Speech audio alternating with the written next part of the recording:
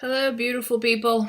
I have read your integrative literature reviews. I started, I think, a little bit after 7 this morning and have graded most of the day, except when my husband fed me my meals. Um, with this being such a short week and knowing that part 3 really can guide your digital posters, I wanted to be sure you had as much time to absorb the feedback and make any adjustments that you needed to before you did your digital poster. If you feel like you have given birth to another child, it's because you did it well. This assignment is hard. I know I said that probably in week 1 or week 2, and I've said that all along. I'm not saying that to placate you. I'm not saying that to make you feel better or give you a false sense of completion. This is a tough assignment. Again, there's a reason this was left until the very end. The hope was that you had become an expert at writing, that you had really fully integrated the use of all the idiosyncrasies of APA, that you really understood the value of research and evidence-based practice, that you were beginning to form your identity as a nurse educator so that when you were presented with this integrative literature review option, you were researching and investigating something that was meaningful to you in your role as a nurse educator. So my hope is that many of you have found that that end result has occurred, that you really do feel as accomplished as I feel like you are. If you're still wobbling a little bit, that's okay.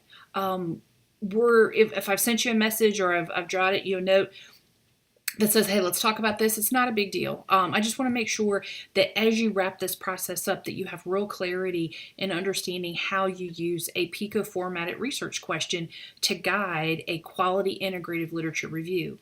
This, if we've done it right, is not a meaningless exercise. If you are working in an academic setting or at the bedside, our hope is that you will guide all of your practice with evidence and that you'll be intentional and methodical about how you gather that evidence, collect it, and then analyze it and use that analysis to inform your practice. And I do believe the rigor and the structure of this process can feel pretty tedious, but folks, that's doing it right. Think about how important it is when we do things, when we change our practice at the bedside. If we're doing it well, we're not out there winging it. We're not reading one article and going, well, let's see if this works. We're doing a deep dive. We're doing our best practice to get the best information available out there to guide our process, whether we're in the hospital setting or in the academic setting. So my hope is that this has been a meaningful exercise for you. Just comments about what to do with this stuff. It is not uncommon for, as you design your posters, to take chunks out of your paper and put it onto your poster. The digital poster is really kind of a part 4. It's the presentation of this is what I found.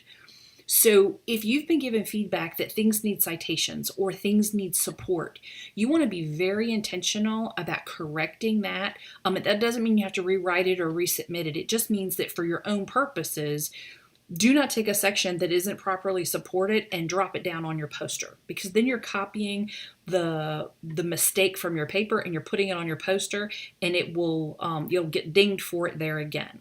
So this really does give you a chance to look at your paper and think, okay, what are the final areas that I need to brush up on? What are the things I need to really make sure that I've bolstered with evidence and citations before I put it on my poster? The poster should not be chunks of paragraphs. What you should do is adapt what's in your paper and create bullet point formats or very short paragraphs that are really well spaced.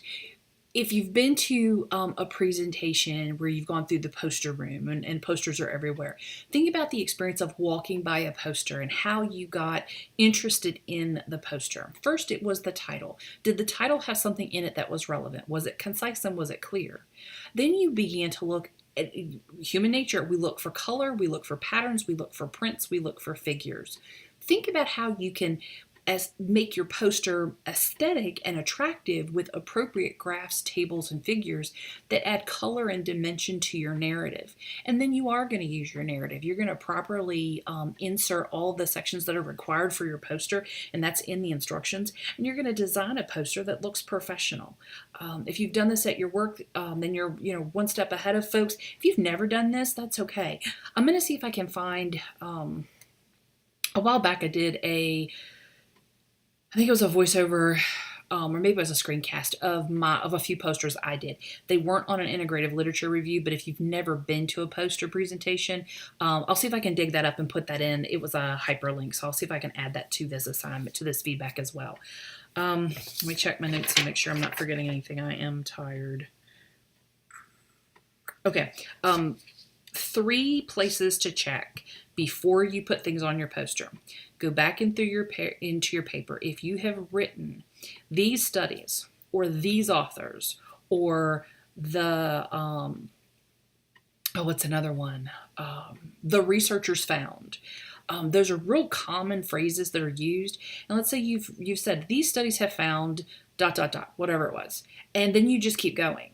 You need to back up. Anytime you use the word these studies or research has found or the authors wrote, there needs to be an in-text citation that tells the reader what studies you're talking about. What authors are you referring to? What data are you talking about? You've got to connect those pieces.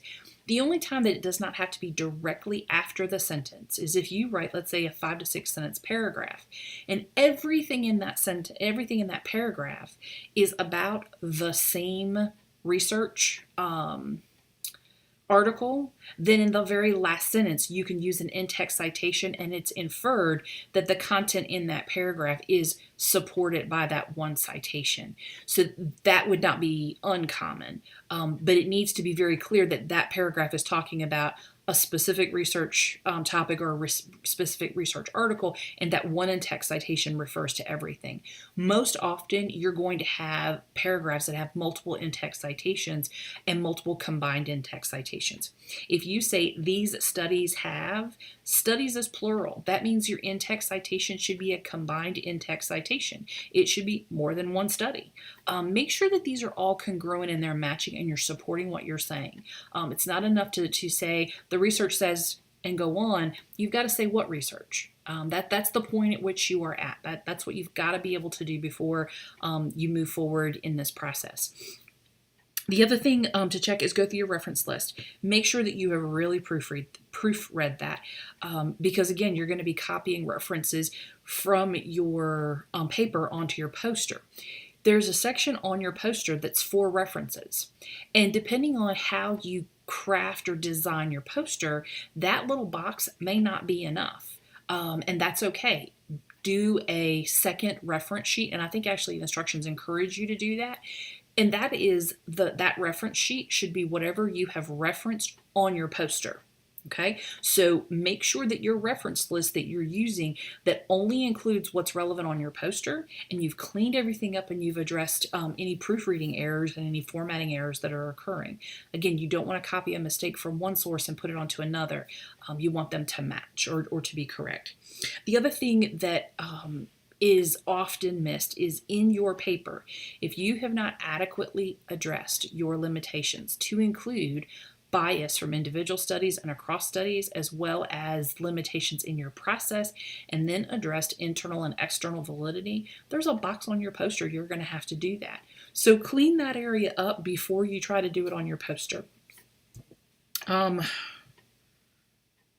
Okay, I think that's all of my notes. If you have any questions or concerns, know that I am here. This will be your last video from me. So just know that week 8, it's been my experience that after week 8, you guys have pieced out. You have tried really hard to forget that you had to go through this torture, and no one watches the last video. So this will be my last video to you.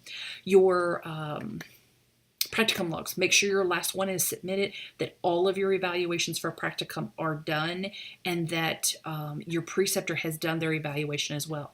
Your time log, make sure that that has the duration column and it has at least 200 or more hours and that they're properly documented. I cannot post your grade until Typhon and your time log and your practicum evaluations are all done.